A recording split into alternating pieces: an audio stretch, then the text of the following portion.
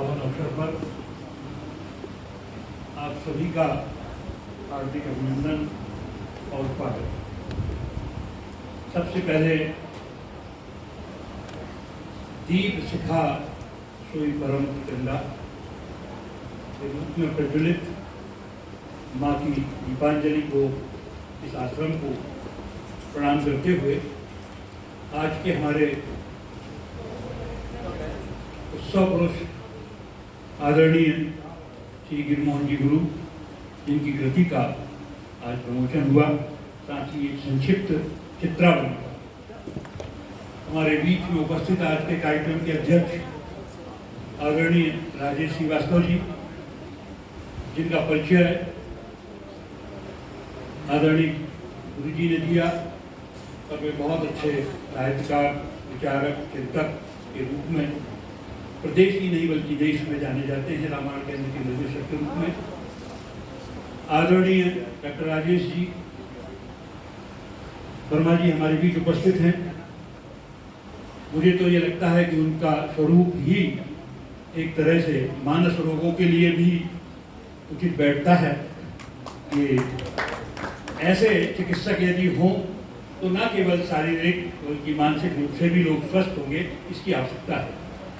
मेरे सामने उपस्थित हैं आदरणीय सुरेश पटवा जी, साहित्यकार, इतिहासकार, और अभी उनकी एक हिंदू प्रतिरोध गाथा भी का विमोचन भी मानस भवन में हुआ, जहाँ काफ़ी प्रदेश के विख्यातम लोग यहाँ उपस्थित थे।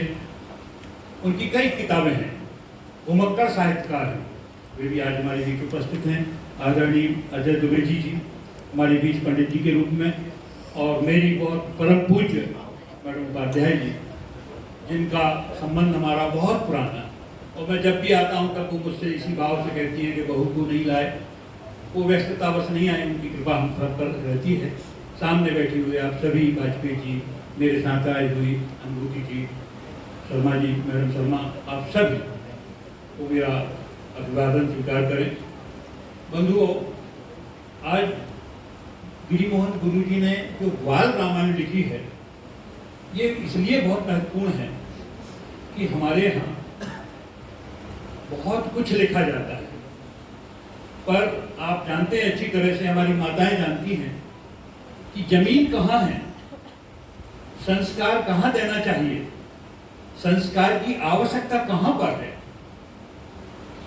तो बहुत कम लोग यहाँ जरूर हैं, लेकिन ये आवाज जाना चाहिए कि वर्तमान में यदि हम अपनी सामाजिक, धार्मिक, आर्थिक, नैतिक समस्याओं को सुलझना चाहते हैं तो हमें बीज के रूप में आज बोना पड़ेगा, जो हम नहीं कर पाए।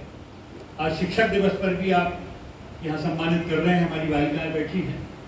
आप देखें कि शिक्षक को गुरु बनना पड़ेगा, वर्तमान समय की ये मांग है। गोस्वामी जी ने गुरु वंदना इसलिए ही नहीं की कि कोई धार्मिक महत्व था, बल्कि इसलिए की थी गुरु वंदना कि वर्तमान में जो दृष्टि दोष है, वो दृष्टि दोष यदि कोई दूर कर सकता है तो केवल गुरु कर सकता है। हमारी सामाजिक समस्याओं को यदि हमको सुलझाना है, हमारे वर्तमान समय को हमको सुलझाना है, तो हमें गुरु वंदना, गुरु के महत्व को पुनर्स्थापित करना। आज गुरुकुल नहीं रहे, विद्यालय बन गए, लेकिन अंतर क्या हुआ? हमने विषय समझा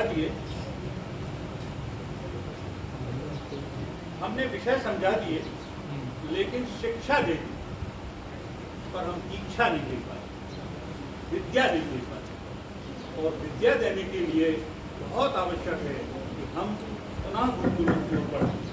इसलिए मुझे तो ये लगता है कि ये ग्वाल रामायण जो इन्होंने लिखी है और जिसके प्रकाशक के रूप में आदरणीय राजेश श्रीवास्तव जी ने अपना लिखा है, ये बहुत महत्वपूर्ण बात है और वर्तमान समय के लिए एक संजीवनी है।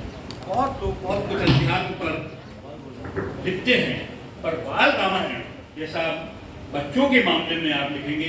गोस्वामी तुलसीदास जी का एक बात मैं यहाँ पर आपको उद्धृत करना चाहूँगा कि काक कुसुम के द्वारा उन्होंने, आप देखें महापुरुष लोग क्या करते थे, बाल लीला का जब वर्णन किया, बहुत लंबा विषय है, हमारे विद्वान वक्ता बहुत हैं, पर आप देखें कि वो एक एक चीज का वर्णन कर रहे हैं।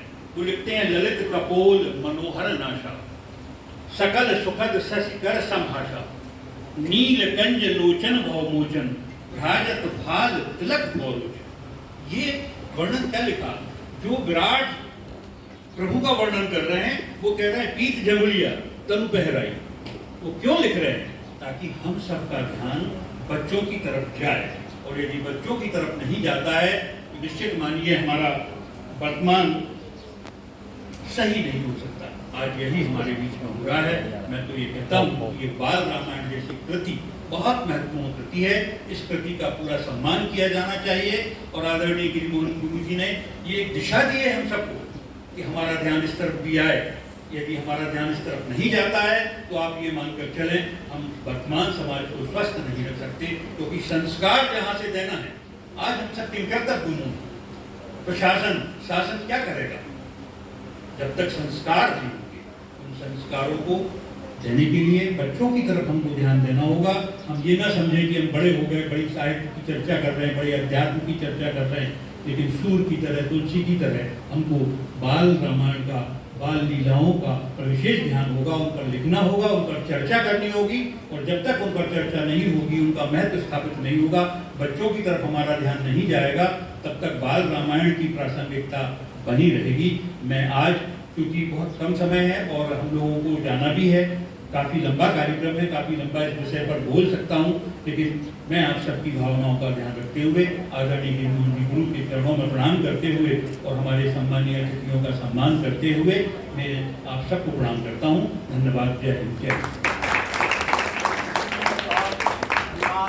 आदरणीय श्री रावत जी, अगर को देखते हुए वास्तव में आप तो बहुत प्रखर वक्ता हैं, मानस के मर्मज्ञ हैं, और हम तो चाहते हैं कि अवसर को देखते हुए अपने अल्प समय में इसी प्रकार से हम दो हमारे और वक्ता 2-2 मिनट 5-5 मिनट उनका हम लाभ लेंगे। उसके बाद में आगे के कार्यक्रम हमारे बच्चे छात्र बैठे हुए उनका सम्मान करेंगे, शिक्षकों का सम्मान प्रारंभ हो जाएगा। तो मैं आदरणीय, क्योंकि पहली बार हमारी संस्था को आशीर्वाद देने आए हैं डॉक्टर राजेश शर्मा, इसलिए हम उनसे निवेदन करते हैं कि 2 शब्दों से हमें लाभान्वित करें। श्री शर्मा जी।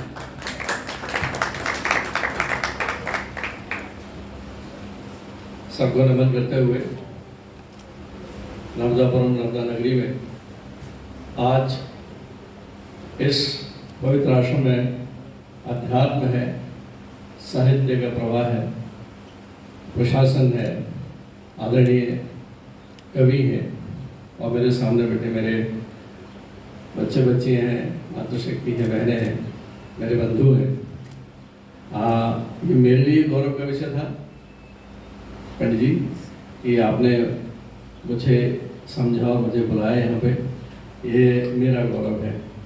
और इस माँ ललिता आश्रम में आके वैसी जहाँ पे सात्विक ऊर्जा का प्रवाह है और आचार्य अजय दुबे जी हैं, इनके चरणों में नमन करते हुए जब मैं पंडित गिरिमोहन जी से मिला तो वो शारीरिक रूप से जैसे दिखते हैं, लेकिन उनके भीतर जो ऊर्जा है वो 5 से 7-8 साल के बच्चे जैसी है। वो ये सबने रियलाइज किया होगा, वो बाहर निकलती है, इतनी ऊर्जा है। और मतलब मुझे लगता है कि जो उनकी आध्यात्मिक शक्ति है वो शब्दों में भी बयान नहीं हो पाती, तो निकलती है, वो ऊर्जा के रूप में बहुत निकलती है। शब्दों के अलावा भी जो है उसमें बहुत ऊर्जा है। जब उन्होंने बताया कि वेद उन्होंने लिखे हैं, बाल रामायण लिखी है, और भी मैंने इनका साहित्य देखा तो अद्भुत प्रतिभा के धनी हैं। साहित्य के रूप में मैं आपके चरणों में नमन करता हूँ। आपका संबोधन वाकई मुझे लगता था कि बाकी सब ना बोले, आप बोलते चले जाएं, और आदरणीय श्रीवास्तव जी ने समय निकाला। पटवा जी का सुहागपुर में के बारे में साहित्य मैं ज़रूर आपसे समय लूँगा। अम्मा उपाध्याय अम्मा के चरणों में नमन। मेरे सामने सब स्वजन, सब दोस्त मित्र बैठे हुए हैं। तो मेडिकल फील्ड में होने के नाते मैं एक हड्डी का डॉक्टर हूँ, और मेडिकल फैकल्टी में, मेडिकल साइंस में जो ऑर्थोपेडिक सर्जन होते हैं वो बढ़ई और लोहार का मिश्रण हो जाता है।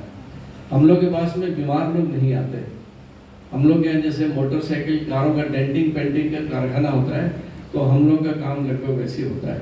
क्योंकि जो हेल्दी होता है, जो चंचल होता है, वही सड़कों पे घूमता फिरता, गाड़ी यहाँ चलाना वहाँ चलाना, ऊपर चढ़ना नीचे चढ़ना, और वही गिरते हैं और टूट टाट के हमारे पास आ जाते हैं। तो सबसे पहले है कि अस्पताल में बीमार लोग नहीं मिलते। अति ऊर्जावान लोग हैं जो अति उत्साह में आके दुर्घटनावश हमारे पास आते हैं, तो हम लोग फिर उनके पुर्जे सही लगाते हैं। काम है और उसकी आवश्यकता नहीं है। हेलो, हाँ। तो मेडिकल फील्ड का होने के नाते मैं आपसे इधर जो है हमारे भारत का भविष्य है यहाँ बैठा हुआ, आज दावे के साथ कह सकता हूँ कि एक औसतन भारतीय नागरिक की उम्र 29 वर्ष की है। हम लोग सबसे युवा देश हैं आज। 65% आबादी आज जो है पूरे विश्व में, भारत देश में 65% आबादी 35 वर्ष के नीचे है। तो हम इस अमृत काल से गुजर रहे हैं, जो बहुत सी चीज़ों का समागम हो रहा है। और हम देखते हैं चंद्रयान और सूर्य की तो बात करते हैं, जहाँ पे हम 5वीं अर्थव्यवस्था से तीसरी और ऊपर जाने की बात करते हैं। भारत फिर से अध्यात्म गुरु और उस शिखर पर जाएगा, विश्व गुरु बनेगा। आप सब लोग के हाथों में है बेटा। बिटिया ने इतना सुंदर कला जो दिखाई है, वाकई बहुत ही रिदमिक मोमेंट्स थे उसके। एक चीज़ मेडिकल में होने के नाते मैं कहूँगा कि हम सब अपने जीवन में अनुकूल परिस्थितियाँ चाहते हैं या प्रतिकूल परिस्थितियाँ? हम अनुकूल परिस्थितियाँ चाहते हैं या प्रतिकूल परिस्थितियाँ चाहते हैं? सब लोग अनुकूल चाहते हैं। अगर इतनी अनुकूल परिस्थितियाँ हमारे आसपास वातावरण में बन जाए कि भीतर जाते हुए श्वास, इसमें 100% ऑक्सीजन ही जाए, एक भी कण प्रदूषित कण ना जाए, आपके आसपास का वातावरण इतना साफ सुथरा हो जाए, प्रदूषण रहित हो जाए कि भीतर जाते हुए श्वास में एक भी वायरस बैक्टीरिया ना हो, तो आपका जीवन बचा रहेगा क्या? हम जीवित नहीं बच सकते।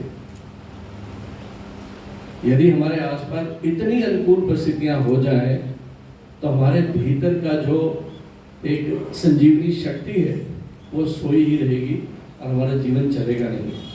इसलिए अगर हमें सुदृढ़ बनना है, हमें सबल बनना है, हमें उद्दंड भी बनना है, तो हमें थोड़ी प्रतिकूल परिस्थितियां चाहिए। ठीक उसी तरह से जैसे अगर टीबी से बचना है, तो टीबी के ही कीटाणु को वैक्सीनेशन के रूप में शरीर में डाला जाता है। टीकाकरण जो होता है, वैक्सीनेशन होता है। वैक्सीनेशन में क्या होता है? अभी कोविड का वैक्सीनेशन सबने देखा, बचपन में टीके लगते थे डीपीटी और डिप्थीरिया परटूसिस के। उसमें उसी बीमारी के कीटाणु को, उसकी शक्ति को कम करके शरीर में डाला जाता है, ताकि दुश्मन को हमारी इम्यूनिटी पहचान जाए, हमारा डिफेंसिव मैकेनिज्म पहचान जाए। अगर शहर में एक भी गुंडे ना हो, कोई दिक्कत ना हो, तो पुलिस थाने वाले बैठे बैठे पुलिस वाले सब मोटे तगड़े हो जाए। तो जीवन में जब तक संघर्ष नहीं होगा, तब तक ना आपका ब्रेन काम करेगा। जब तक समस्या नहीं होगी, जब तक क्वेश्चंस नहीं होंगे, तब तक समाधान भी नहीं होगा। तो अगर जीवन बहुत सरलता से चल रहा है, ये मैंने व्यक्तिगत रूप से अनुभव किया है कि अगर जीवन बहुत आसानी से चल रहा है, तो ये समझे कि आपका पतन शुरू हो गया। अगर जीवन में कहीं ना कहीं परेशानी है, आपके आसपास के लोग, समाज के लोग आपसे चिढ़ते हैं, आपकी टांग खींचने की कोशिश करते हैं, ये थर्मामीटर है आपकी ऊंचाइयों का और आपकी सफलता का। अगर आपका पड़ोसी तकलीफ में है, तो पक्का आपकी कमीज ज्यादा सफेद है उसकी कमीज से, है ना? हम बोलते हैं कि उसकी कमीज सफेद क्यों? तो जीवन में आसपास जो घटता है, अपने विचारों में किसी को इतना स्थान और समय ना दें। खास करके ये होता है हमारे जीवन की आपाधापी में कि 4, 8, 10 साल 20 साल पहले हमारे रिश्तेदार ने, हमारे भाई ने, हमारे किसी पड़ोसी ने, हमारे किसी दोस्त ने कुछ बुरी बात बोली और हम गांठ लेके बैठ जाते हैं, अपने रिश्ते बिगाड़ देते हैं खत्म हो जाते हैं, उससे नेगेटिविटी नहीं होना। उस व्यक्ति जो डिजर्व नहीं करता उसको अपने मस्तिष्क में, विचारों में इतना स्थान ना दें। वो डिजर्व नहीं करता। आपके विचारों में अगर कोई है उसे सुधारें, और उसके लिए ऋषि मुनि के लिए भी साधना देखे हैं जिसको हम लोग योग बोलते हैं। मैं मेडिकली जानता हूँ, हमारे ऋषि मुनि जो 10,000 वर्ष पहले वेद रच गए, इस बात पे मैं फिर कभी और समय लूँगा आदरणीय गिरी महाराज से, एक बैठेंगे, खूब डिस्कशन करेंगे इसमें। लेकिन मैं इस उम्र तक आता था, मुझे बिल्कुल सत्य प्रतीत होता है कि अध्यात्म केवल घंटी या मंदिर में दिया जलाना नहीं होता, भव्य कपड़े पहनना नहीं होता, चोटी पहनना, माला पहनना नहीं होता।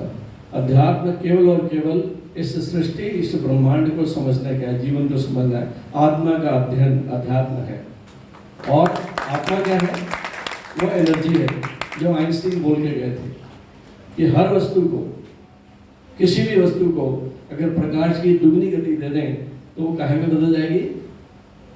साइंस के स्टूडेंट बता सकते हैं, E=mc²। ये सत्य है। और आइंस्टीन ने ही इस विज्ञान और अध्यात्म के बीच में ब्रिजिंग का काम किया है। बहुत अच्छा विषय है, लेकिन इसमें कभी और बात करेंगे। लेकिन मंत्र हमारे मुख से निकले हुए शब्द मंत्र होते हैं। किसी की स्तुति करें, हम उसमें वैसे रसायन पैदा करते हैं, उसे खुश करते हैं, तो वो व्यक्ति हीलिंग में आ जाता है। मैं तो देखता हूँ, मैं ऑर्थोपेडिक सर्जन हूँ, मैं पेशेंट के साथ में मेरी दवाइयाँ 25 पैसे ही काम करती हैं, 75 पैसे मेरी बॉडी लैंग्वेज कैसी है, मैं कनेक्ट कैसे करता हूँ उससे, संवेदनशीलता कैसी है, इसे प्लेसिबो कहा जाता है। तो हम सब जो है केवल और केवल काइज़न एक जापानीज शब्द है, ये बच्चे जो हैं KAIZEN इसको देखें, उसका मतलब होता है कि एक ही कार्य को हर बार हम जब करें तो प्रयास रहे कि पहले से बेहतर करें।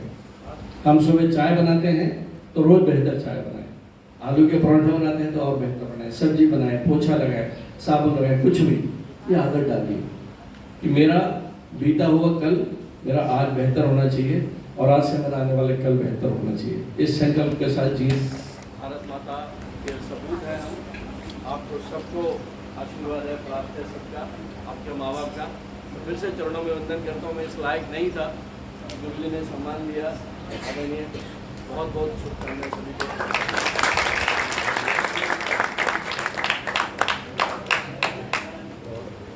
अभी आदरणीय डॉक्टर साहब, अध्यात्म के भी आप डॉक्टर हैं। आज मुझे ऐसा अनुभव हो रहा था, केवल लौकिक ही नहीं, लौकिक और परलौकिक दोनों पर आपका अधिकार है। क्योंकि हमारा क्या लोक लाओ परलोक निभाओ, हमारा परलोक भी निभे और लोक भी निभे, दोनों निभे। बहुत सुंदर प्रेरणास्पद अभिभाषण आपका हुआ। और हम ज़्यादा समय ना लेते हुए हमारे जो इसके ललिता आश्रम के जो संस्थापक हैं उनको तो हम बाद में हिस्सा लेंगे, उनका आशीर्वाद तो सबसे बाद में मिलेगा। अभी आज के कार्यक्रम जो अध्यक्ष हैं उन्होंने अभी लोकार्पण किया बादामान का, उनसे मैं चाहूँगा कि वो भी सब लोगों को आशीर्वाद दें और उसके बाद हम छात्रों का सम्मान करेंगे और उसी क्रम में फिर साथ साथ में शिक्षकों का। और भैया जैसा कि आप जानते हैं, हर बार हमारे परिषद के सचिव भाई हाँ, इसके पहले जो है मेरे पास में थोड़ा सा अच्छा हाँ, तो श्री पटवा जी भी अपने शब्दों से हमें लाभान्वित करें। आदरणीय श्री पटवा जी सुनिए।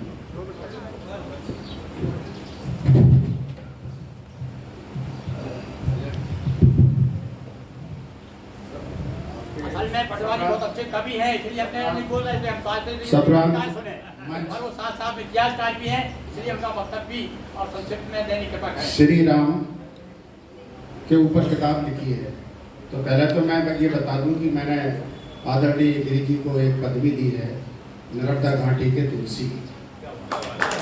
ये नर्मदा घाटी के तुलसी इसलिए मैंने नर्मदा परिक्रमा की है। और घाटी की शुरुआत नर्मदा जी जब पर्वत से जौनपुर में उतरती हैं और बड़वानी तक पहुंचती हैं, ये नर्मदा घाटी है। और इस प्रकार का जो काम आदरणीय हमारे गिरी मोहन गुरु कर रहे हैं, ये अद्वितीय है। अब दूसरी बात, मैं श्री राम के बारे में साहित्यिक विवेचना करूंगा 2 मिनट में। क्योंकि आध्यात्मिक और लौकिक विवेचना अलौकिक विवेचना होती रहती है। श्री तुलसीदास जी का एक जीवन वृत्तांत पर उपन्यास लिखा है अपना अमृतलाल नागर ने, मानस का हंस करके। यदि किसी ने नहीं पढ़ा है तो हर विद्वान को, हिंदू को पढ़ना चाहिए मानस का हंस। उसमें साहित्यिक विवेचना ऐसी है श्री राम की कि उन्हें सिर्फ 5 चीज़ों पर उनको तोला है: त्याग, तपस्या, मर्यादा, संघर्ष और अनुशासन। इन 5 चीज़ों पे उनने उनके पूरे व्यक्तित्व को तोला है। और फिर वो ये कहते हैं अमृतलाल नागर कि ये सिर्फ राम के चरित्र में नहीं है, ये लक्ष्मण के चरित्र में भी है, ये भारत के चरित्र में भी है, ये शत्रुघ्न के चरित्र में भी है, ये सीता के चरित्र में भी है, ये हनुमान के चरित्र में भी है। तो रामायण की महत्ता ये है, खाली सुंदरकांड का पाठ कर देना और गा के प्रसाद लेके घर चले जाना या रामचरितमानस का अखंड रामायण पढ़ लेना ही आध्यात्म या धर्म का पालन नहीं है। उनके ये जो 5 गुण भारतीय संस्कृति के मूर्धन्य गुण हैं, उन्हें हमारे बच्चे, हमारे युवा, हमारे बुजुर्ग यदि अपने अंदर लाएं उन 5 गुणों को, तो राम सफल है। एक बड़ा शब्द आता है विश्वगुरु बनने का। विश्वगुरु क्या है? विश्वगुरु कोई पद है क्या? राष्ट्रपति का पद, प्रधानमंत्री का पद, संयुक्त राष्ट्र के महासचिव का पद? मैं आपसे पूछता हूँ, अपने पिताजी का कोई पद होता है? अपने बाप का कोई पद होता है? अपने गुरु का कोई पद होता है? इसी प्रकार से विश्व गुरु जो है वह भूमिका है। बाप की भूमिका होती है, गुरु की भूमिका होती है, और उस भूमिका में यह भारत देश तभी खरा उतरेगा जब हम में से हर एक राम के त्याग, तपस्या, मर्यादा, संघर्ष और अनुशासन को अपने अंदर उतारेगा। ये मेरा संदेश है। आप सबको प्रणाम हो।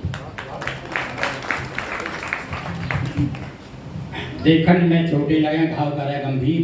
बहुत सुंदर संक्षिप्त में अपनी बात श्री सुरेश पटवा जी ने प्रस्तुत की, और मैं बड़े आदर के साथ आज के कार्यक्रम के अध्यक्ष, रामायण केंद्र के अध्यक्ष, इसके पहले हमारे पास में देखिए थोड़ी सी त्रुटि हो गई है। हमारे और मेहमान भी आए हुए हैं, जैसे भोपाल से दिनेश श्रीवास्तव जो महासचिव हैं, अनुभूति शर्मा भी सचिव हैं, रूपाली सक्सेना सह सचिव हैं, डॉक्टर अभिष श्रीवास्तव जी, और बाबई से लमन गोस्वामी जो कि छात्रावास के अधीक्षक हैं, आज वो भी पधारे हैं। हम इनका पहले अभिनंदन करते हैं पुष्पोपहार द्वारा। इसके बाद हम अध्यक्ष महोदय का अध्यक्षीय वक्तव्य सुनेंगे। तो श्री दिनेश श्रीवास्तव जी पधारे हैं यहाँ, उनका सम्मान करने के लिए मैं रंजीत सिंह जी को बुला रहा हूँ। आइए भाई दिनेश सिंह जी। अरे वाह, हमारे बच्चे भी आ गए हैं। अरे वाह वाह, पहले तो भाई बच्चे का सम्मान करो।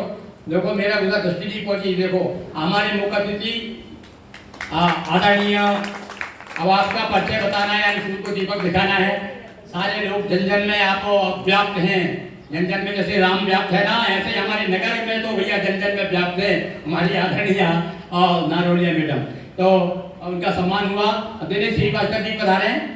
हाँ, श्री शीतल प्रसाद जी मिश्रा आपको सम्मान करेंगे। आइए श्री प्रसाद साहब।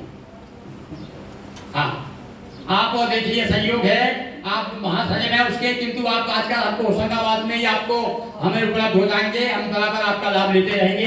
इसी प्रकार से अनुभूति शर्मा जी जो सचिव है रामायण केंद्र के, अनुभूति शर्मा, आइए बहन जी। आपका सम्मान करने के लिए मैं सोलंकी जी को बुला रहा हूँ। सोलंकी जी आइए, पुष्प गुच्छ से हमारी बहन जी का सम्मान करिए। श्री लमन गोस्वामी जो कि छात्रावास का अधीक्षक है, वहाँ से पधारे हैं। आइए आप भी, आपका सम्मान। आइए।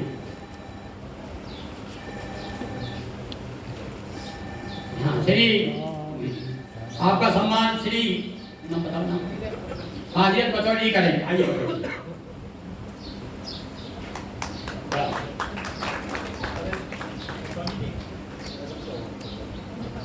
श्री डॉक्टर अभिष श्रीवास्तव जी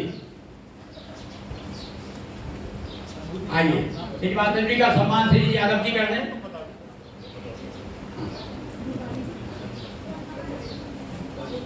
हाँ, रूपाली बहन जी का सम्मान डॉक्टर भारती मिश्रा जी आए।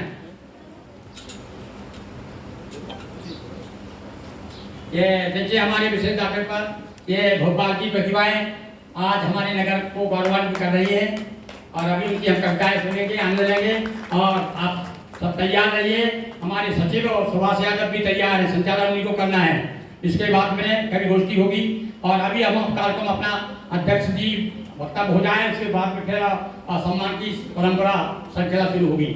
आदरणीय श्री डॉक्टर राजेश श्रीवास्तव जी, कौन आपका बात सामान तो बेंची हमारी घर की बेंची है, हम उनको तो जब चाहे तब बुला ले सकते हैं। आप उनको सुनेंगे, वो सब देर से आइए, चलिए देर से बुलाएंगे उनको।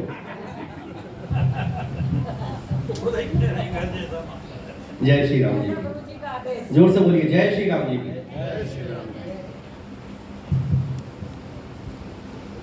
आज का ये कार्यक्रम हमारे लिए निश्चित रूप से बिल्कुल अलग और बहुत सुख देने वाला है। मैं आदरणीय गिरी मोहन गुरु जी के चरणों में प्रणाम करता हूँ। मंच पर विराजित सभी विभूतियाँ हमारी आदरणीय हैं। आदरणीय मैडम माया नावेले जी, आपकी प्रतीक्षा तो हम कर ही रहे थे, आप सही समय पर आ गए। आप मैडम उपाध्याय जी, देवेंद्र रावत जी, सुरेश पटवा जी और मैं तो कहूँगा भोपाल के ही हमारे डॉक्टर राजेश शर्मा जी, क्योंकि आज जितने होशंगाबाद के हैं उतने ही एक पाँव हमारी पंडित अजय ध्रुव जी और सामने बैठे हुए सभी विशेष हमारे कविगण और आज जो सम्मानित होने वाले शिक्षकगण हैं, वो रामायण के हमारे साथी जितने भी आए हैं तो सबको एक बार प्रणाम करते हैं। और मैं इस ललिता आश्रम में उपस्थित सभी जनों को एक बार पुनः प्रणाम करता हूँ। ये आयोजन अपने आप में कई रंग लिए हुए हैं। शिक्षक दिवस भी आज हम मना रहे हैं। आज हमने गुरु जी की एक छोटी सी पुस्तक बाल रामायण का लोकार्पण भी यहाँ किया है। रामायण के इनको ये सौभाग्य मिला कि इसका प्रकाशन का भी श्रेय मिले, तो उसके लिए भी हम आपको धन्यवाद देते हैं। और मैं अभी सुन रहा था, रावत जी को सुना, आदरणीय शर्मा जी को सुना, फिर पटवा जी को सुना। कई रंग बीच बीच में आते जाते हैं और हम आरंभ से सुन रहे हैं गुरु जी को, तो मन में तो आया कि ये भी बोले वो भी बोले, बोलने को बहुत सारी चीज़ें हैं। मुझे तो लगता है कि मैं कहाँ से शुरू करूँ और कहाँ, लेकिन आपके बीच में आया हूँ और बहुत दिनों बाद आया हूँ। ये तो शायद गुरु जी भी भूल गए होंगे कि मैं जब बहुत छोटा था, मेरी शिक्षा होशंगाबाद की है, तो उन दिनों में आपका सानिध्य मिलता था और आपके साथ में कविता लिखना पढ़ना सीखा। काफ़ी यहाँ पे गोष्ठियाँ भी हम करते थे। राजेश शर्मा जी से भी मेरा परिचय रहा है, लेकिन बहुत वर्ष बीत गए, मेरे को लगता है 15-20 वर्ष से अधिक का समय हुआ होगा, अन्यथा थोड़ा सा परिचय रहा था। मैं भी विज्ञान का विद्यार्थी रहा और बाद में मेरा वेटनरी डॉक्टर में हुआ था, लेकिन वो पसंद ना करके मैंने फिर दूसरा क्षेत्र चुना। और पिछले कुछ वर्षों से रामायण पर हमारा विशेष रुचि हमारी जागृत हुई, तो मैं थोड़ा सा उसके बारे में बताना जरूरी समझता हूँ, क्योंकि आज हम यहाँ पर जो सभी लोग आए हैं वो राम जी का नाम लेकर ही आए हैं और बाल रामायण के कारण आए हैं। मैं सोच रहा था कि बाल रामायण के दो रूप होते हैं। एक तो बाल रामायण हम उसको कहते हैं जो राम के बाल जीवन से जुड़ी हो, और दूसरा वो कि जो संक्षिप्त रामायण हो। तो मुझे ये कहना चाहिए कि ये रामायण में एक संक्षिप्त रूपांतरण है रामायण का, रामकथा का। बाल रामायण से ये भी आभास होता है कई बार कि उसमें राम के बाल जगत का ही वर्णन होगा। तो सबके मन में विभीषण दूत जी ने कहा है ना कि राम तुम्हारा चरित्र स्वयं ही काव्य है, कोई कवि बन जाए सहज संभाव्य। तो राम का नाम तो ऐसा है कि वो किसी को भी कवि बना देता है और भक्त बना देता है और अधिआत्मिक बना देता है। अधिआत्मिक इसलिए बोल रहा हूँ कि अभी शर्मा जी बात कर रहे थे इस पर कि जो आध्यात्मिक शब्द है उसका उसको अगर आप निषेध करें तो अधि और आत्मिक, आत्मिकता तो सब चीज़ों में होती है, लेकिन जिससे हमें विशेष रूप से आत्मिकता हो जाती है, जो हमारे आत्मा के अधिक निकट हो जाता है, उसी को हम अधिआत्मिक बोलते हैं। और उसको जब मिलाकर बोलते हैं तो वो आध्यात्मिक शब्द बना है। तो आध्यात्मिक और अधिआत्मिक के रूप में आप समझ सकते हैं जो हमारा बहुत आत्मीय है, उसको हम जिसको हम बहुत निकट मानते हैं। मैं बहुत संक्षेप में 2-3 पॉइंट जो बिंदु जो मेरे मन में आते हैं, जो हमारे कुछ विद्यार्थी बैठे हैं और कुछ यहाँ के वरिष्ठ लोग बैठे हुए हैं, थोड़ी सी भूमिका के साथ में, क्योंकि वो ज़रूरी है। अगर मैंने वो बात नहीं की यहाँ पर आकर तो मेरा आना भी अधूरा होगा और शायद सही बात आप तक पहुँचेगी भी नहीं। रामायण के 3 क्षेत्र होते हैं। एक वो क्षेत्र जिसमें साहित्य लिखा जाता है, जिसमें हमारे वाल्मीकि जी भी हुए, तुलसीदास जी भी हुए और तमाम सारे लेखक हुए, और सब सारे कवियों ने राम पर कुछ न कुछ लिखने का प्रयास किया, चाहे वो निराला हो तो चाहे वो आज के कवि। एक तो वो साहित्यिक पक्ष है राम का, जिसका भंडार भरा हुआ है, और पूरे विश्व में हर भाषा में, हर प्रदेश में, हर बोली में रामायण लिखी गई है और उसका अद्भुत भंडार है। मैंने बहुत सारे देशों का भ्रमण किया है और वहाँ पर जो अलग अलग देशों में जो रामायण रामकथा चलती हैं उनका संकलन भी किया है। लगभग मुझे कहते हुए गुरु जी बड़ा अच्छा लगता है कि लगभग 750 रामायण अलग अलग बोलियों की, अलग अलग भाषाओं की वो मेरे पास पहुँची हैं और उनका मैंने संकलन भी किया और उनको पढ़ने का प्रयास भी किया। दूसरा पक्ष है रामलीला, जिसे हम बचपन से हम अपने गली मोहल्लों में देखते आए हैं। वो रामकथा के प्रचार का एक बड़ा कारण है, क्योंकि जो लोग पढ़ नहीं पाते वो तो देखकर ही सीखे हैं राम को। तो रामलीला का आजकल रूप बदल गया, आजकल फिल्मों में मौजूद है और टेलीविज़न के माध्यम से हम रामलीला को देख रहे हैं, लेकिन रामलीला का जो पारंपरिक रूप है वो आज भी प्रचलित है। और अनेक जगह पर मैं जानता हूँ, यहाँ पर दशहरा ग्राउंड पर हर नवरात्रि के समय रामलीला हुआ करती थी, आजकल भी होती है। और तीसरा सबसे बड़ा पक्ष जो रामकथा को लोकप्रिय बनाए हुए है वो है रामकथा का वाचन। पंडित अजय दुबे जी बैठे हुए हैं, ये प्रतिनिधि हैं उस परंपरा के, व्यास परंपरा के, जहाँ से रामकथा को व्याख्यात किया जाता है और उसके अनेक रंग निकलते हैं, जो अनेक बार पुराणों का के रूप में निकलते हैं और उसकी जो उसका जो प्रचार प्रसार होता है वो दूर दूर तक होता है। तो मेरा सौभाग्य रहा है कि ऐसे ही बहुत सारे कथावाचकों, जिनकी संख्या भी सैकड़ों तक पहुँची है, वहाँ तक उनके साथ में लेकर उन्हें रामायण के माध्यम से काम किया है और अभी हमने राम महोत्सव किया था ओडिशा में। तो ये सारे जो फील्ड हैं, चाहे वो रामलीला का हो, चाहे वो राम के साहित्य का हो और चाहे वो राम की कथा भाषण का हो, ये राम कथा के प्रचार का माध्यम है। हम लोग इस पर काम कर रहे हैं। मेरी व्यक्तिगत रुचि है, मेरी कुछ पुस्तकें भी आई हैं। एक पुस्तक रामायण के नाम से है, यदि अभी होगी मेरे पास तो मैं आपको दूँगा। उस पर अभी साहित्य अकेडमी का मुझे थोड़ा सा मान भी मिला है। मैं लगे हाथ नहीं दूँ। रक्षायन मेरी एक नई कृति आई है, तो उसकी कृतियाँ कम हैं, लेकिन मैं चाहता हूँ कि ये कृति एक गुरु जी के लिए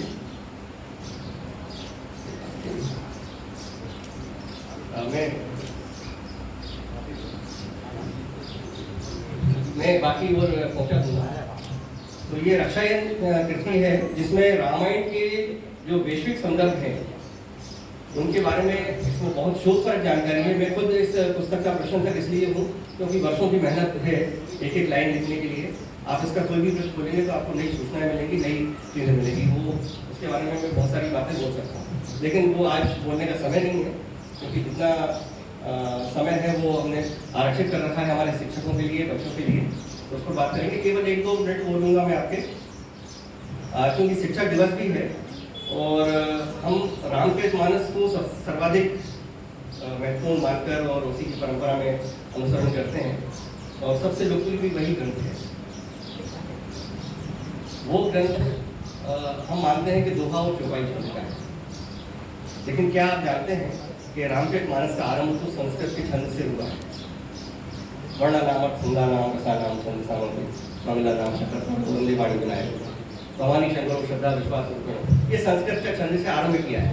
लेकिन उसके बाद भी तुलसीदास जी ने जो विचार किया, उन्होंने 16 से आरंभ किए और सबसे पहले गणपति की वंदना की, जो सुंदर से दी हुए गणनायक करी।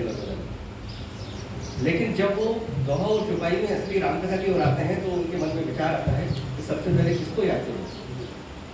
तो दोहा तो बाद में आएगा, पहले सबसे पहले चौपाई जो रामचरितमानस की है वो गुरु वंदना की। वंदन गुरु बदले कृपा संतुला। ये हमारी परंपरा रही है, चाहे वो कृष्ण की परंपरा रही हो, चाहे कबीर की परंपरा हो, चाहे वो हमारे प्रेम मार्गी सूफी लोग हैं उनकी परंपरा रही हो, चाहे आराम मार्ग के जितने भी कवि हुए हैं तुलसीदास जी के अलावा भी सबने गुरु वंदना को विशेष महत्व दिया है। और नरहरिदास क्योंकि तुलसीदास जी के गुरु जी थे, तो उनको स्मरण करते हुए पहली चौपाई रामचरितमानस की ये लिखी गई। संयोग से आज शिक्षक दिवस भी है, और हम गुरु, जैसा कि अभी रावत जी बोल रहे थे कि ये पद नहीं है, ये तो एक भाव है जो कहीं ना कहीं से जागृत हो जाता है। तो वो गुरु का भाव इस रूप में आता है, और हम सारे शिक्षकों को मानते हैं तो वो हमारे गुरु के रूप में है। और गुरु उम्र से और शिक्षा से नहीं होता कोई भी। मैं एक छोटी सी बात, और जो बच्चे यहाँ बैठे हैं वो शायद अपने साथ मेरी बात को लेकर जाएंगे। जब मैं कहीं एक जगह व्याख्यान दे रहा था तो किसी ने पूछ लिया था कि ये राम और कृष्ण पढ़ते क्या थे, इनका सिलेबस क्या था। आखिर ये भी तो पढ़े हैं, गुरु ग्रह पढ़न गए रघुराई अल्पकाल विद्या सवाई, तो क्या पढ़ने गए थे। हम सबको मालूम है कि कृष्ण जी की शिक्षा तो उज्जैन में हुई है, गुरु संदीपनी उनके गुरु जी थे। बहुत कम जगह ये मिलता है जानकारी, लेकिन वो 64 दिन उज्जैन में रहे और उन्होंने वहाँ पर 64 दिन में 64 कलाओं का और विद्याओं का अध्ययन किया। उसके बाद वो वापस मथुरा चले गए थे। लेकिन राम जी क्या पढ़े? मैं बता रहा हूँ, बच्चों को शायद अच्छा लगेगा। राम जी के 2 गुरु थे, एक उनको थ्योरी पढ़ाते थे और एक उनको प्रैक्टिकल कराते थे। जो थ्योरी कराते थे उनका नाम था वशिष्ठ जी। उन्होंने उनको सैद्धांतिक शिक्षा दी, नीति शास्त्र की नैतिक शिक्षा। और दूसरे गुरु जी उनके थे विश्वामित्र जी, जिन्होंने उनको शस्त्र संचालन की शिक्षा दी और अपने साथ में वन में ले गए और वहाँ पर कहा कि अब प्रयोग करते हैं। और उन्होंने सबसे पहले ताड़का का वध कराया, और जब उस परीक्षा में पास हो गए, प्रारंभिक परीक्षा में, तब उनको सारे अस्त्र शस्त्र और विद्याएं प्रदान की कि अब तुम योग्य हो गए हो और अपना काम आरंभ करो। जो राम की शिक्षा का जो सिलेबस था उसमें 14 विद्याएं और 64 कलाएं, और उनमें 4 वेद, 4 उपवेद और 6 वेदांग, ये सारे सम्मिलित थे। इसका बार बार कहीं कहीं तुलसीदास जी ने चर्चा की है। तो ये सारे हिस्से हैं। अगर आप रामकथा में राम की कथा ना भी पढ़ें, तो बाकी जो कथा आप पढ़ेंगे उसमें हर जगह वो स्वरूप मिलता है। वो वेदों का जो ज्ञान है, जिसके बारे में हम कहते हैं कि हमारा जो रामायण की परंपरा है वो वैदिक है, तो हमें उसमें से ढूंढना पड़ेगा। इस पर काफ़ी सारी शोध की आवश्यकता है। मुझे लगता है कि नई पीढ़ी को, नए बच्चों को इस दिशा से, इस तरह से रामकथा को समझना चाहिए। बहुत सारी फिल्में, बहुत सारे प्रयोग, बहुत सारे शोध होते रहते हैं, लेकिन रामकथा हमें हर बार नई कोई ना कोई बात देती है। मैंने जो बाल रामायण के जो मुझे पढ़ने में आया, जो लिखा है, उसमें कुछ नए भाव भी मुझे देखने को मिले। तो अभी तो समय था नहीं, तो मैं उन भावों की ओर ज़्यादा संकेत नहीं करूँगा, लेकिन कुछ नए भावों को लेकर गुरु जी भी आए हैं। इसी प्रकार हर कवि जब राम पर लिखता है वो कुछ ना कुछ नया कहने का प्रयास करता है। तो हम सब लोग जो विश्व में राम की संस्कृति को ही भारत की संस्कृति मानते हैं। विश्व में मैं जहाँ भी जाता हूँ, कहीं विदेश में, तो सबसे पहली बात यही आती है भारत को पहचान की कि भारत जो है वो राम की जन्मभूमि है। राम की संस्कृति पूरे विश्व में फैली हुई है। चाहे मैं इंडोनेशिया जाऊँ, चाहे मैं चीन गया, रशिया गया, यूरोप के सारे देश लोग मेरे देखे हुए हैं। लेकिन अब सब जगह वो प्रचार प्रसार हो गया है और लोग मानने लगे हैं कि अब राम के बिना हमारा काम चलने का नहीं है। मैं केवल अंतिम उदाहरण और दूँ, समय मैंने ले लिया है, लेकिन एक उदाहरण दूँ जो हमारे बच्चों को प्रेरित करता है। वो मैं उदाहरण दूंगा इंडोनेशिया का। मैं इंडोनेशिया में था, वहाँ की रामलीला बड़ी प्रसिद्ध है, सबसे पुरानी रामलीला, जो भारत में जैसी रामलीला होती नहीं है। वहाँ पर एक 18 वर्ष का मुसलमान युवक राम का अभिनय कर रहा था। हमारे साथ में द्विभाषिया था, तो वो इस बात के लिए था कि हम उनकी भाषा को समझ सकें। हमने पूछा उससे, तुम्हारा नाम क्या है? उसने कुछ अपना नाम बताया, मुस्लिम नाम था। हमने कहा तुम मुस्लिम हो तो तुम्हें रामलीला में काम करते हुए कोई कुछ कहता नहीं है? तो उसने जो उत्तर दिया, उसने कहा कि इस्लाम मेरा धर्म है और राम मेरी संस्कृति है। और एक चीज़ छोटी सी इसी के साथ हुई कि जब मैंने उससे पूछा कि तुम राम का अभिनय करते हो तो तुम्हें कैसा लगता है, तो वो सोचता रहा। उसने लगभग आधा मिनट सोचा और उसने फिर कहा कि जब मैं राम का अभिनय करता हूँ तो सिगरेट पीने का मन नहीं करता। तो ये राम के चरित्र को आत्मसात करने का जो भाव है, जो हमारे युवकों में आ रहा है। भोपाल में भी बहुत सारे कलाकार हैं, अभी रूपाली के साथ में पिछले दिनों कुछ कलाकारों के साथ में थे, बड़े मन से काम करते हैं और युवा पीढ़ी राम से जुड़ रही है। उनकी ये बहुत शुभ संकेत है। मुझे लगता है कि वो दिन दूर नहीं जब हम अपने रंग कर्म के माध्यम से, साहित्य के माध्यम से, यानी कलाओं के माध्यम से राम की एक नई संस्कृति को बढ़ती हुई देखेंगे। तो आपने मुझे सुना, बहुत बहुत धन्यवाद, और गुरु जी को भी बहुत धन्यवाद। हाँ बंधु, अपन छोटे बच्चे आए हुए हैं, सबसे पहले उनको पुरस्कृत करें।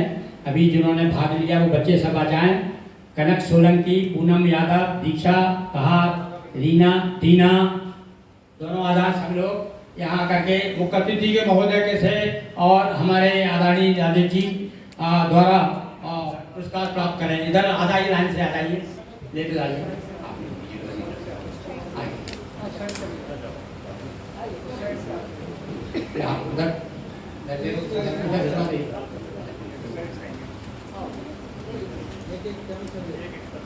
अच्छा बेटा आ जाइए, लीजिए, लेकर जाइए अपना पुरस्कार। ये बात फटाफट फटाफट, क्या बात, ये इनका नहीं,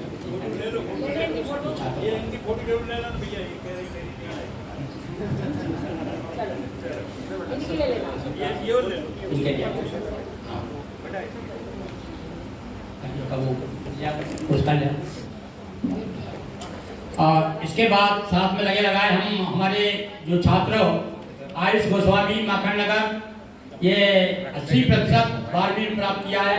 आए उनके पिताजी भी आए, वो भी यहाँ आ जाए साथ में, ताकि एक अच्छा चित्र साथ में आ जाए, स्मरणीय हो जाए। जो बालक आए उनके पालक है साथ, वो भी आके जाए। चेहरा इधर करिए।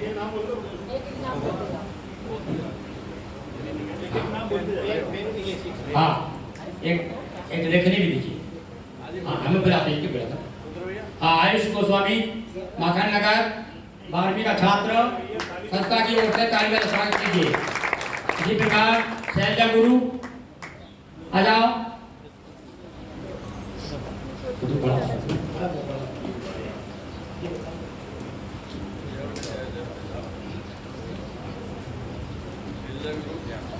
अखिलेश आओ।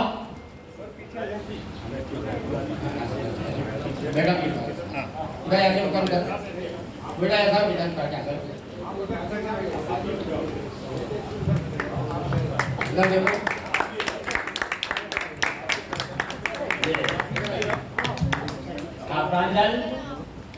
प्रांजल 12वीं 75% आया है। प्रांजल आओ बेटा, पालक आए और साथ में वो भी आ गए, उनके सर आ जाए, आदरणीय से ही रिजवान चटर्जी आ जाए, पालक नहीं आए, आइए आगे आ जाइए।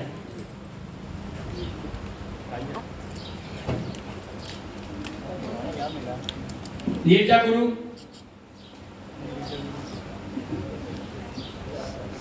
ए 10वीं 92%। फोटो खींचना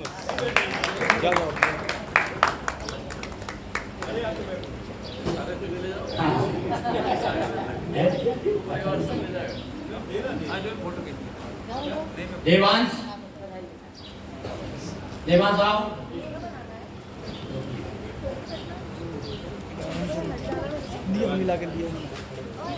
प्रिया सिसोदिया आप बेटा 12वीं, सबसे ये बच्ची का 89% दिया 12वीं में से, ताली बजा के बात कीजिए बच्चे का।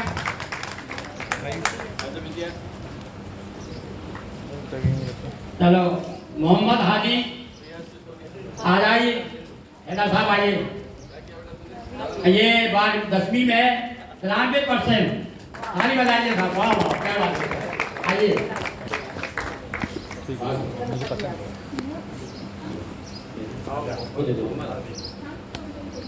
यहाँ देखिएगा सर, यहाँ देखिएगा।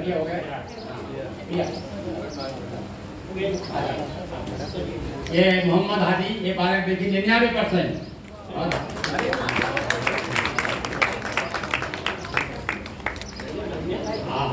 आशीष साहू, ये भी जो है, ये भी नंदा विद्यालय की छात्रा है।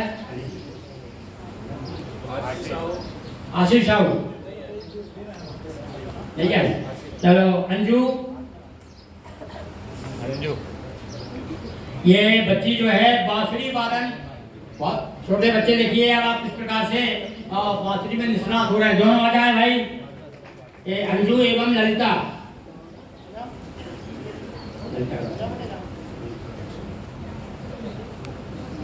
बांसुरी भी लेके आई हो। बेटा थोड़ा सा इस साइड में बेटा पीछे बेटा जाइए, इधर चेहरा नहीं बेटा इधर पीछे जाइए, हाथ लगा के यहाँ पर देखिए सामने सभी लोग। बांसुरी बजा बताओ है, पर वो सब बेटा नाचगान बजा दी इसलिए पर खड़े होना पड़ेगा। ये कहना सर गुरु जी पढ़ भाई सब लोग हैं हम सोचते थे सबसे बात तो सुनते चलो हो जाए भैया नाचगान हो जाए, उसमें क्या है, हो जाए 2 मिनट में सभी लोग खड़े हो जाए नाचने के लिए समाज के लिए। हाँ बेटा अपनी बांसुरी ये रखिए, लीजिए बांसुरी बजाओ। हाँ थोड़ा सा इस साइड में आ जाओ बेटा, सेंटर में आ जाओ, सेंटर में आ जाओ आपको, और आगे जाओ, सेंटर में आ जाओ। हाँ ठीक है, हाँ इसमें हो रही रिकॉर्ड।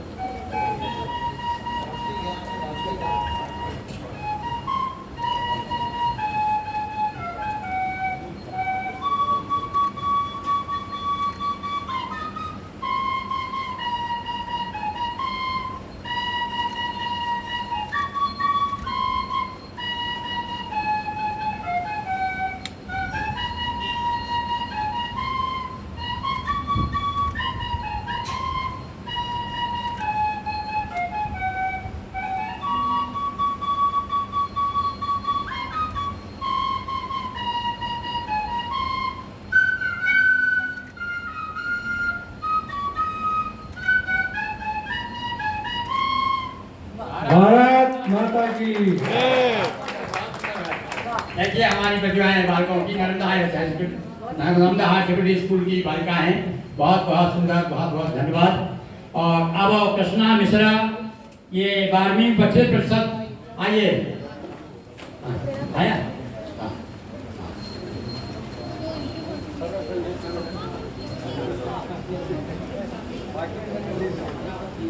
बिल्कुल पारा सर आया है, आइए बताइए आए, आइए दोनों आ जाइए। अरे वाह, हाँ भाई देखिए बड़ी विशेष बात देखिए आप, अभी तक हम सुना था कि सुभाष चंद्र बोस जैसे थे कहते थे ये बाबा मान के साथ बच्ची को पुरस्कार दिया जा रहा है।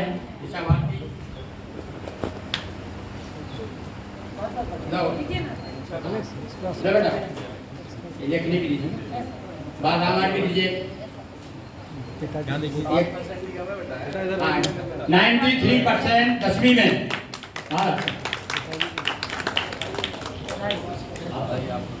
हाँ अभिनव यादव 10वीं का, हाँ ये 10वीं में इसने भी अच्छे अंक प्राप्त किए हैं और इसके पिताजी भी आए हुए हैं। चलिए आइए, कहाँ है अभिनव? अच्छा पिताजी दे रहे हैं, आज सब ये भी ठीक है भाई। हाँ चलो बहुत बहुत धन्यवाद। लीजिए भाई लेखनी लीजिए, वादाना लीजिए।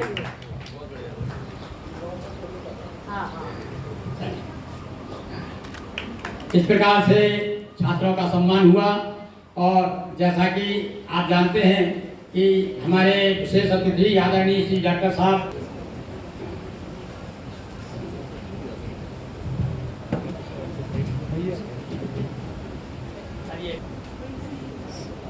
आइए आते जाइए। राम गोपाल जी पर ओंकार सिंह जी अहिरवार बिना निकले ये मत तो परिवार मेहमानों के द्वारा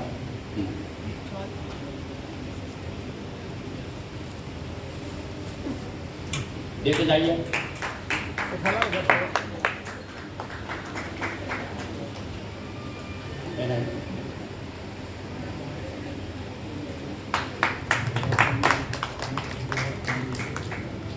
भाई कहीं उठा लो प्रभात पांडे आइए पांडे जी आइए।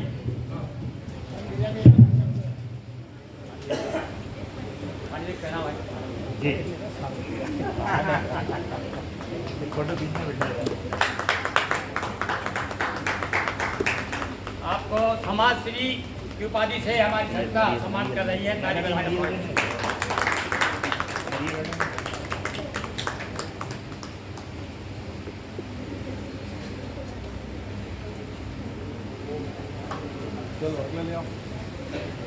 पौधों का वितरण किया अभी तक और 1 लाख तक पहुंचे, हमारी यह कामना है। और अभी ये को एक आप हमारे डॉक्टर राजेश शर्मा जी को आप बिल्व वृक्ष भी भेंट कर रही हैं। लीजिए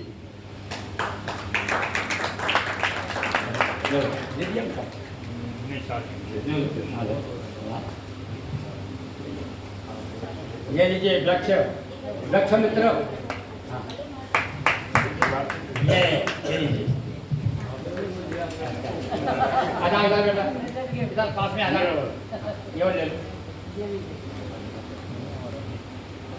आपके एंगेजमेंट आपके मिस्टर भी आए हुए हैं भाई, कहाँ छिपे हुए हैं? अरे आइए बात ऐसे आइए आइए आप ये फोटो लो इसका एक साथ भाई फोटो लो। देखिए ये बात धन्यवाद। चलिए अखिलेश दुबे जी आए, आपको शिक्षा गौरव सम्मान से हमारी संस्था गौरववत कर रही है। श्री अखिलेश दुबे।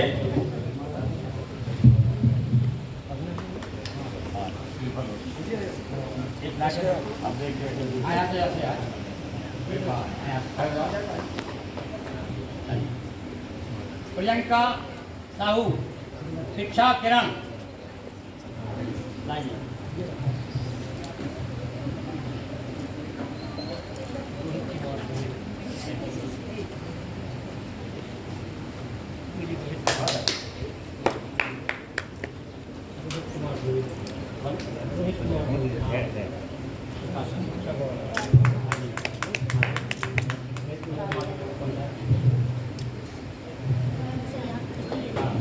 रोहित कुमार जी दुबे आप यहाँ बैठी हुई हैं, ख्याल ला दो।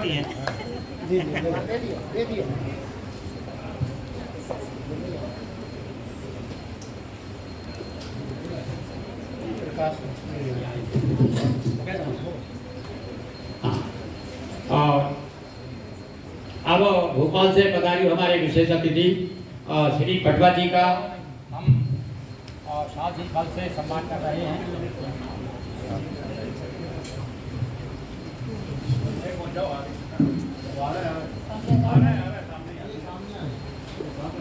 राज्यदेयं शिरोदेयं प्राणदेयाश्च भूपते एतत्तु कवचं वत्स नदेयं संकटेऽपि च। ओम आदरणीय श्री रहमत जी प्रधान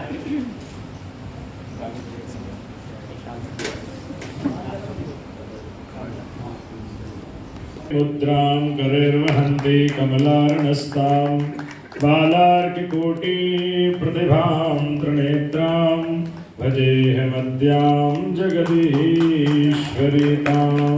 ओम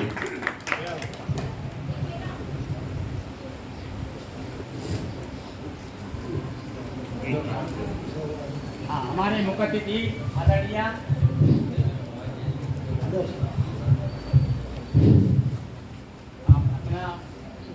समय निकाल करके आइए।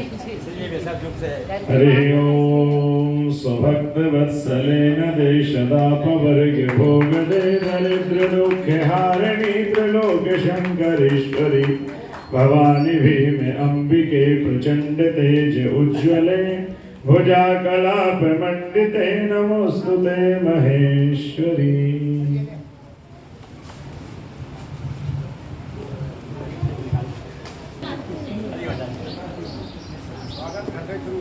हाँ घर से शुरू होता है।